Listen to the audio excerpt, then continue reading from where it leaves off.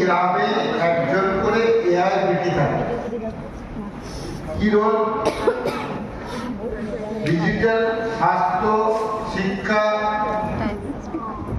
Tourism, খেলাধুলা, recreation, এগুলো শিখে আমাদের সঙ্গে যুক্ত হয়ে কাজ করা। আর একটা রোল, সবাইকে এই দুনিয়া প্ল্যাটফর্মে যুক্ত করে এই পরিষেবাগুলোর সঙ্গে যুক্ত করা।